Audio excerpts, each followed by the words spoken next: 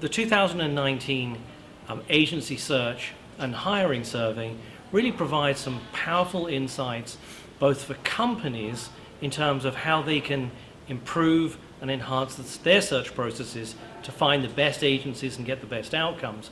But it also provides some valuable insights for agencies that are responding to RFPs and are engaging with companies in the ways in which they're most likely to be hired for their assignments. The survey was conducted as what we refer to as a houseless survey, meaning a unique link was created for each audience, each of the presenting companies, the Institute for PR, as well as social media. And these audiences generated just over 100 responses, so about half of which were completes and a little less than half were partial completes. And we count the partial completes to increase representativeness across the whole spectrum. I think what we learned is overall companies think they're doing a pretty good job in terms of their agency search and hiring process, and on the other side they're by and large happy with the agencies that they do hire. But I think our research and our survey showed, when we sort of burrowed down into the numbers a little bit, that not all clients were 100% happy with the way that they perform in terms of agency search and hire. Very interesting in our research to discover that 2/3 of the clients actually use the RFP process and considered valuable when they're searching for agencies. It was more concerning, though, to determine that they're not necessarily providing proprietary or confidential information, which we advocate using through an NDA process prior to issuing RFPs. They don't necessarily provide budgets. They omit a lot of the statement of work and even a timeline and other specific details that really make an RFP complete and make it better and actually more useful for an agency to respond to. The biggest surprise for me was the fact that we identified and we had spoken with fairly experienced, 20, 25, 30 years plus experience, chief communications officers, senior vice president level. And I guess two surprises. Number one, they all told us that they relied almost exclusively on word of mouth among their peer group and their own knowledge of the sector, the public relations communications sector. And what that yielded was a total of 2 to 5 initial candidate agencies when they started their agency search. Put in another context, we typically recommend that clients look at issuing an RFP to 6 to 8, and that's after a winnowing down of perhaps 24 or more. So I think that was sort of the biggest surprise, was that senior communications executives are starting with not a very wide net, with only. Whether or not that is a result of simply time, and leaders are saying, we just don't have the time to do more. One of the things that we recognize from the results is that when we actually asked communications leaders whether or not 2 to 5 was enough, in general their response was probably not. So one of the things for future research will be to look more deeply at this question. The survey tells us that agency satisfaction is actually lower with the larger agencies.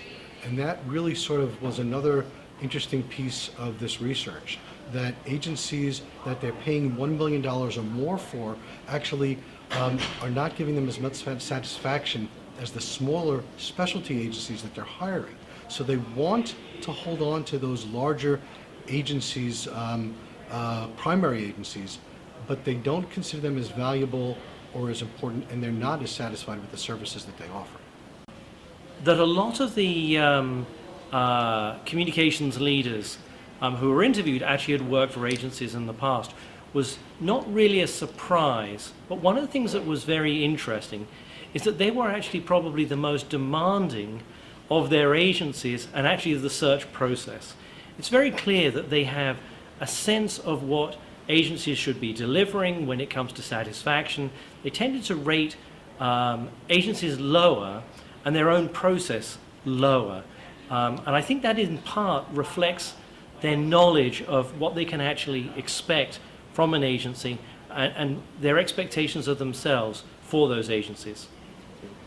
There's a number of important takeaways. Number one is to look beyond those that you know, or the brands, the public relations agency brands that you know. So widen the search initially. You don't necessarily, that doesn't necessarily mean issuing the request for proposal to all those 24 or more agencies, but it does mean vetting and winnowing down from a wider circle of agency candidates. That's number one. Number two, make sure that the RFP process solicits the kind of information that you really need to be able to compare one agency to another.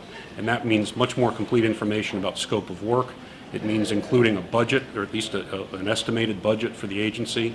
And as I said before, it means including probably confidential information. The RFP itself should be protected by a non-disclosure agreement. So you can include in your brief to the candidate agencies, here are some of the problems that we need you to address that we don't necessarily want the public at large to know about. I mean, that's essential. I think the results of our research so far have shown things that we've always known, that agencies are upselling, that agencies are putting boilerplate language, agencies are throwing in staff into proposals that may not necessarily be working for them. However, I think that there's a lot more of that could be refined and improved, and actually then translate to a better client-agency relationship that will last longer with the clients if the agencies try to do that. I have two thoughts on next steps. One would be to broaden the spectrum and look at small and medium-sized brands and how they're interacting with their PR agencies, and two, involve PR agencies in the process so that we can see how they view the brands and the interaction with brands in the RFP selection process. Over the coming weeks, we'll be pulling together a final report that will actually provide additional perspective and should be an invaluable resource for companies both looking to improve the efficiency of their search process and for agencies looking to get hired.